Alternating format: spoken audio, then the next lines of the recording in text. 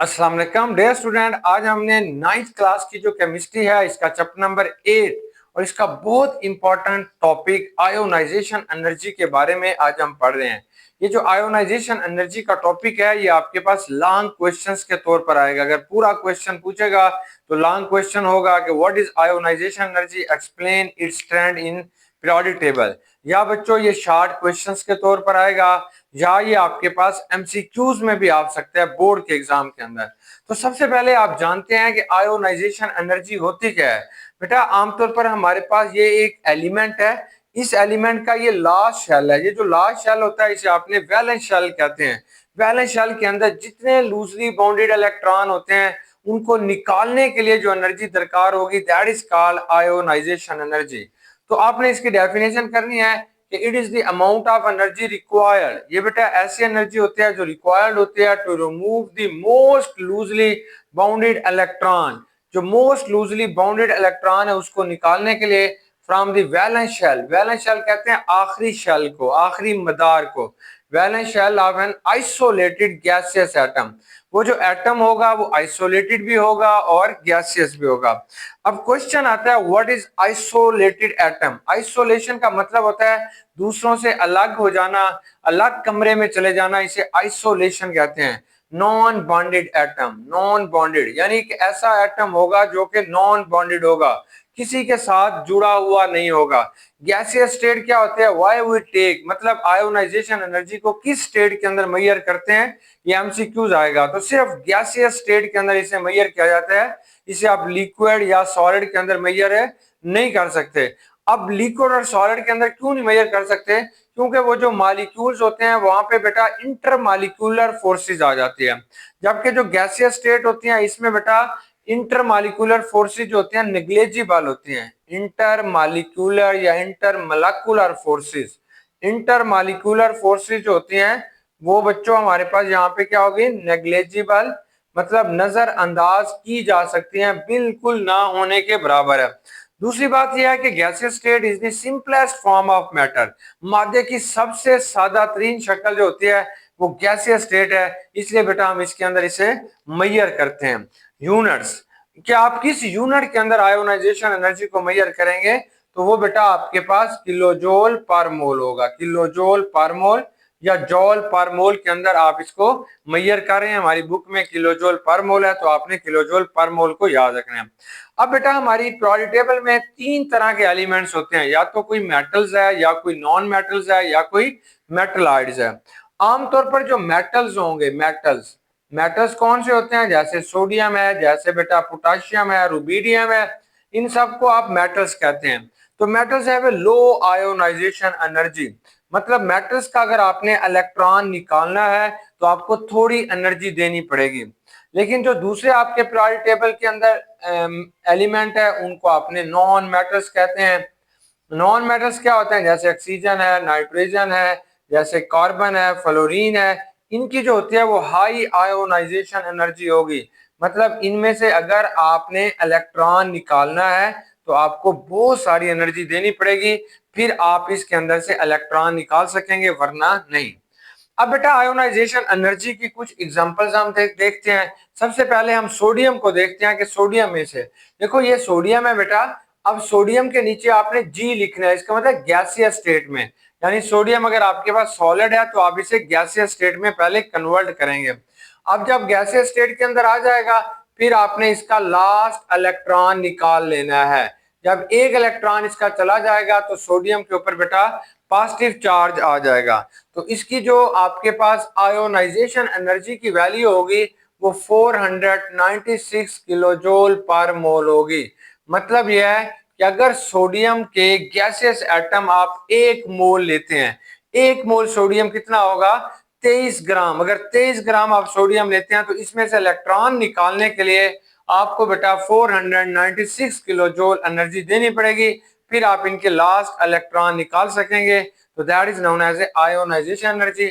अगर किसी चीज में से एक इलेक्ट्रॉन निकाल रहे होते हैं तो उसे आप फर्स्ट आयोनाइजेशन एनर्जी कहलाती है, यानी the amount of energy required to remove the one electron from the valence shell is called first ionization energy.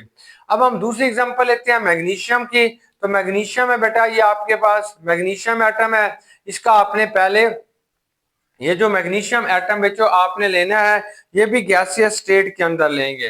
तो ये गैसियस, क्योंकि ये सॉलिड स्टेट में पाया जाता है, आप इसे गैसियस स्टेट के अंदर ले लेंगे।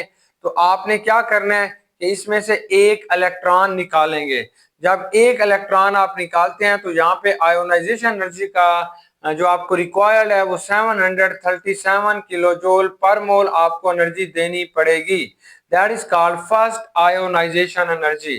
फर्स्ट आयोनाइजेशन एनर्जी क्या होगी? जब मैग्नीशियम का एक इलेक्ट्रॉन आप रिमूव करते हैं तो that is called first ionization energy. आपके पास ये फर्स्ट आयोनाइजेशन एनर्जी है। अब बेटा आप मैग्नीशियम का सेकंड इलेक्ट्रॉन निकालते हैं, मतलब यूनी पॉजिटिव आयन। ये जो मैग्नीशियम का पॉजिटिव वाला चार्ज है इसे आप कहते हैं यूनी पॉजिटिव आयन। इसके ऊपर एक चार्ज आ गया, ये यूनी पॉजिटिव आयन है। अब इसमें से एक इलेक्ट्रॉन आप और निकालते हैं तो ये डाई पॉजिटिव आयन बनेगा। अब इसकी आयोनाइजेशन एनर्जी आपको डबल देनी पड़ेगी, तकरीबन 1450 किलो जूल पर मोल आप एनर्जी देंगे तो मैग्नीशियम का दूसरा इलेक्ट्रॉन आप निकाल सकेंगे। That is called second ionisation energy. ये वैसे आप हेडिंग लगा के भी लिख सकते हैं कि second ionisation energy of magnesium. जब इसका आप सेकंड वैलेंस इलेक्ट्रॉन निकालेंगे तो उसके लिए आपको जितनी एनर्जी देनी पड़ेगी उसे आपने सेकंड आयोनाइजेशन एनर्जी कहते हैं। अगर तीसरा इलेक्ट्रॉन निकालेंगे तो उसके लिए जितनी एनर्जी देनी पड़ेगी उसे आपने थर्ड आयोनाइजेशन एनर्जीज कहते हैं। करते करते आप सारे इलेक्ट्रॉन भी निकाल सकते हैं।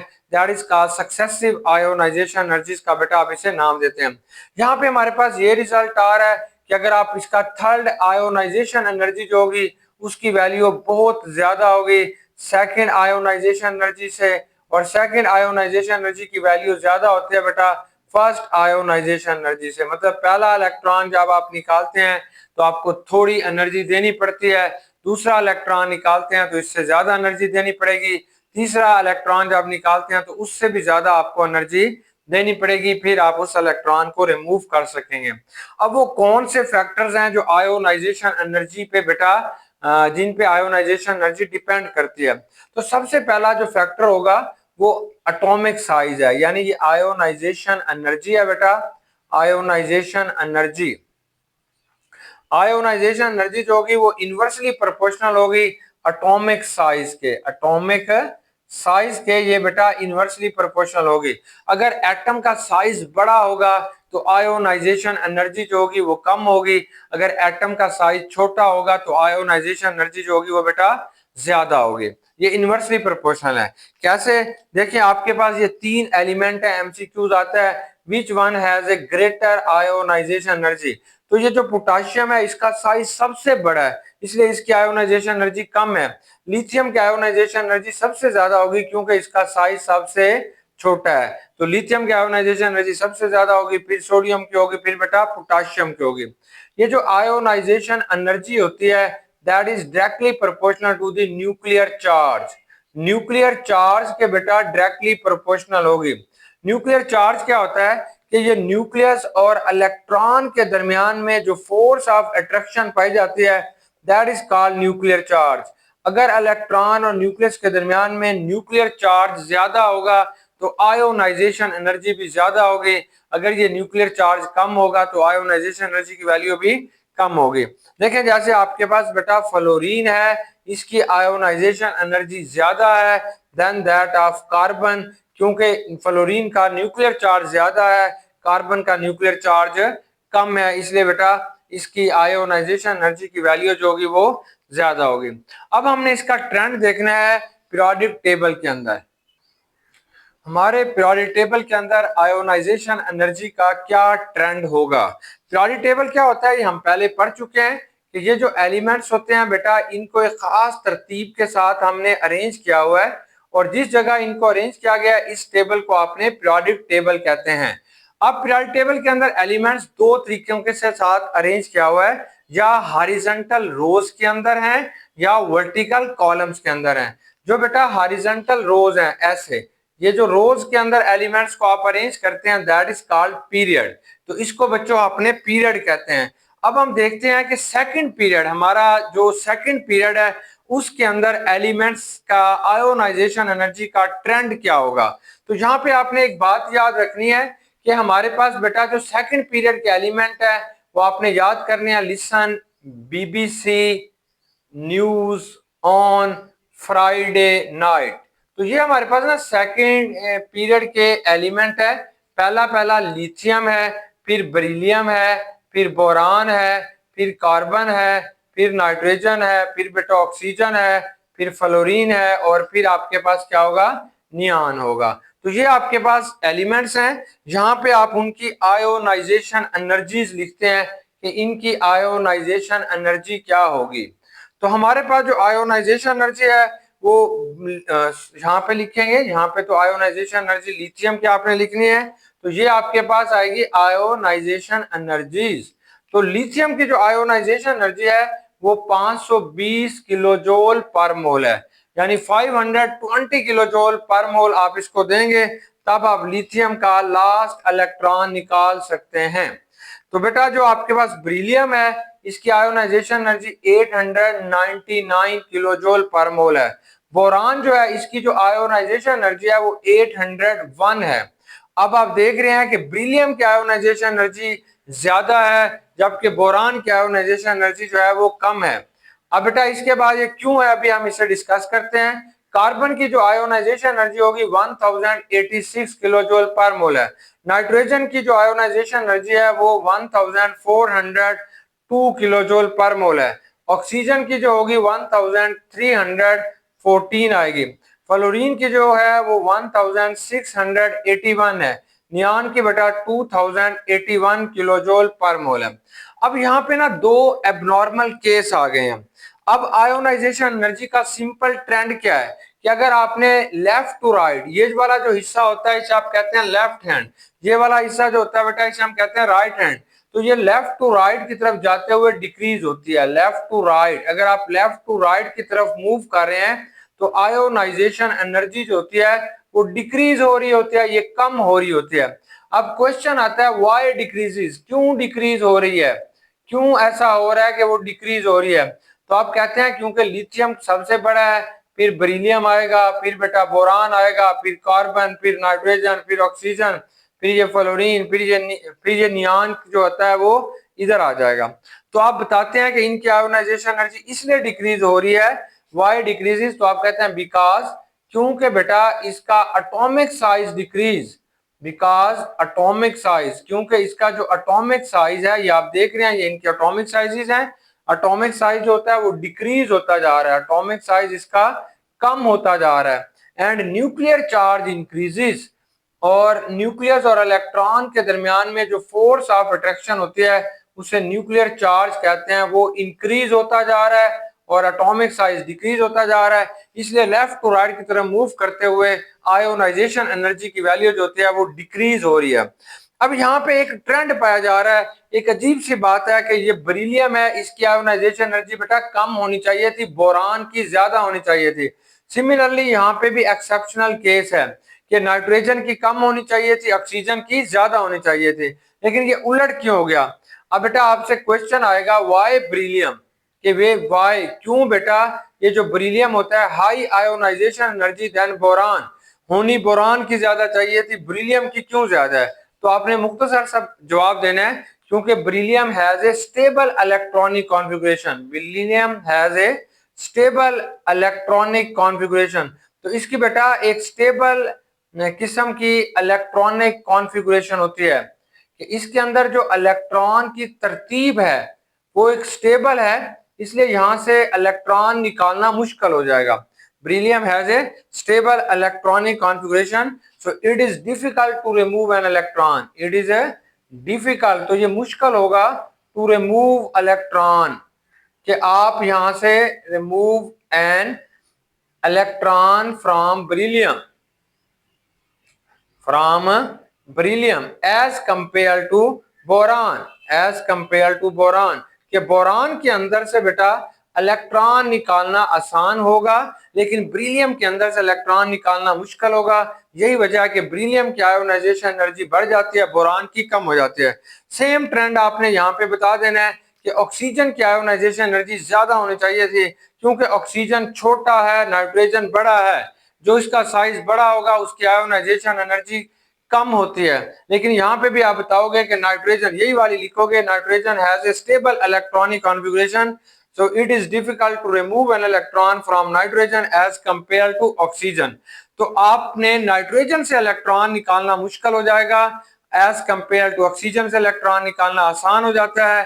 इसलिए बेटा नाइट्रोजन की आयोनाइजेशन एनर्जी की वैल्यू जो होती है वो ऑक्सीजन से ज्यादा हो जाएगी।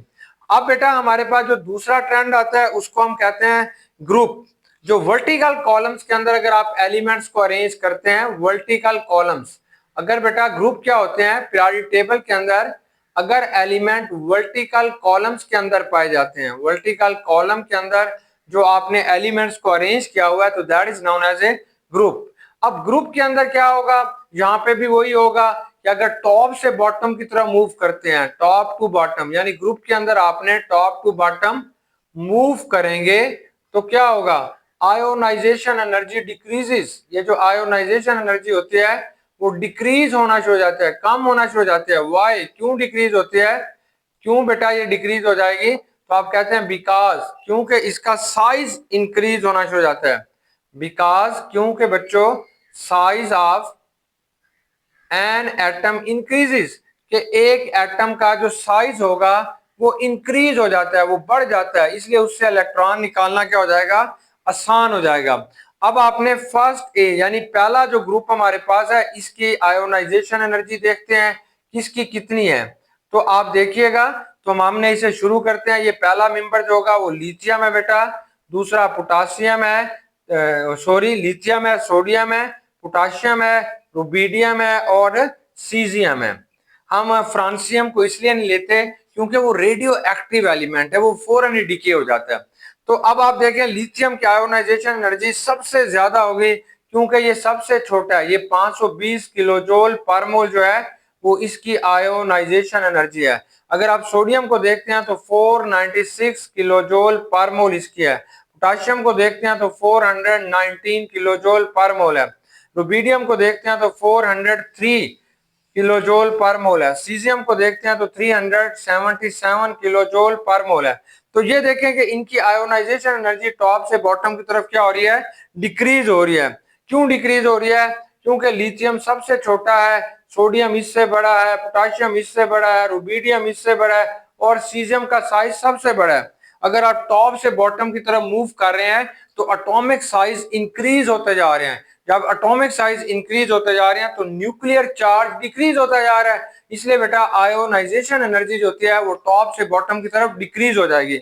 अब आपने ख्याल करना है, वो आपको एमसीक्यूज देगा, which one of element has a high ionization energy, आपको बताएगा लिथियम है, सोडियम है, पोटाशियम है, ऐसे बताएगा। तो जो छोटे साइज का होगा उसकी आयोनाइजेशन एनर्जी ज्यादा होगी, जो बड़ा होगा उसकी आयोनाइजेशन एनर्जी क्या होगी बेटा, कम होगी।